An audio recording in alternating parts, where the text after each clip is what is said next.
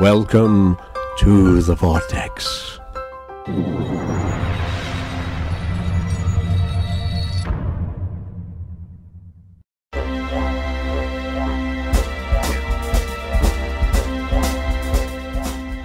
Good afternoon. My name is Dr. MattieKlare.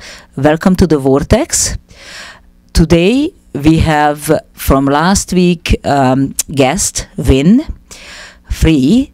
He's one of his friends, Daphne, and she actually are one of the voices channeling over from the billions of souls waiting for it to help us and give us, send us messages and signs. And she's the one, those voices came through many times to Wynn.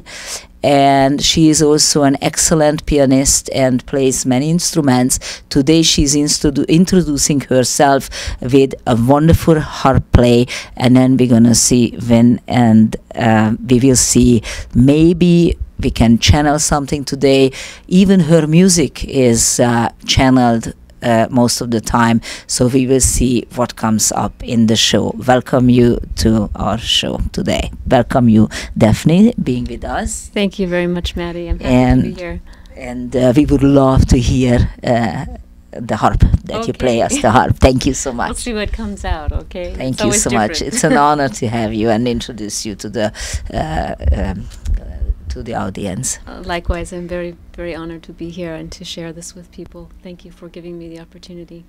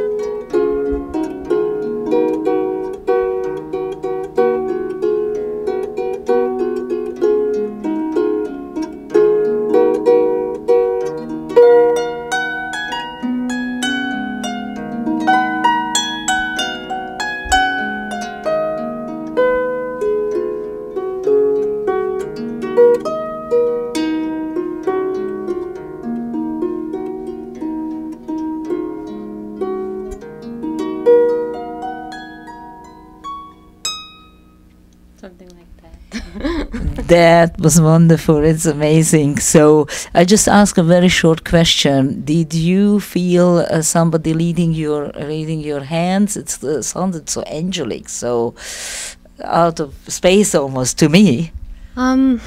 It's similar to when I play the piano. Let's see. I kind of jump into it, and it's like swimming in a river, and there's a current, and I just go with it. And sometimes my mind goes, no, not that note. But they seem to know what they're doing with it, so I just go with it. It's amazing. It was wonderful.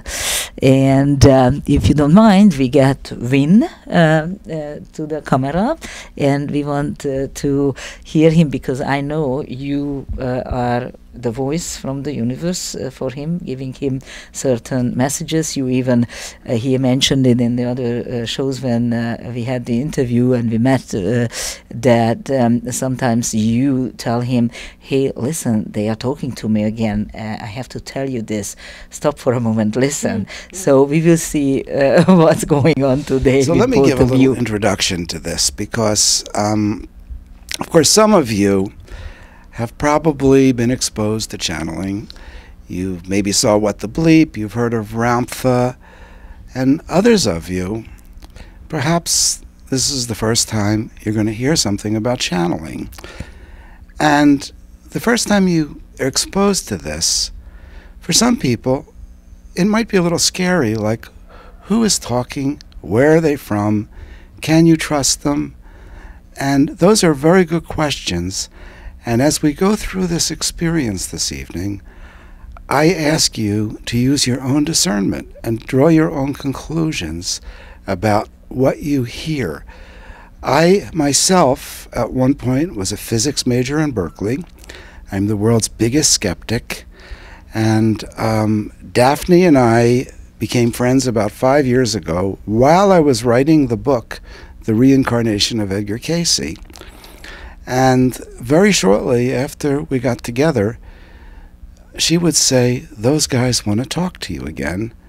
And I was having conversations with this voice through her that at first I said, is my friend schizophrenic? Is she nuts? Because I asked them early on, I said, can you guys predict a newspaper headline? How do I know you're real? And then they did. They predicted a headline, and they said the weekend it would happen. So for the next 6 months, I'm having this opportunity to ask all these many, many, many questions from a voice which identified itself as the Council of Elohim. And I looked up the word Elohim on Google, and as you well may do yourself, and I found definitions like the creator God of this realm, the God of the Old Testament. And I asked them, are you the same Elohim? And they said they were. And then I asked many questions about how they were and how they related to the idea of God. And essentially, the way they described it was originally there was only one energy in the universe. And that energy got lonely and wanted another energy, and it found out that by its intention, it could create another energy. And then all the other energies were just proliferating and creating energies and energies, and these original energies are who we would call the Elohim. Now, the Elohim is outside of time. Time is an illusion. Space is an illusion. And we, you and I, who are watching this, are trapped in time and space.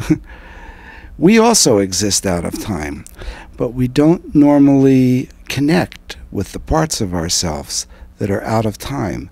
Of course, when you hear music, music transports you outside of time. Some of you may have felt a spaciness while Daphne was playing, and that was being transported into another dimension. That's how you can tell when you're in another dimension. Since we can't see it, we can't hear it, our physical senses don't work. We can tell because our perception of time changes. And when time goes really fast, the chances are you are accessing the part of you that's in another dimension.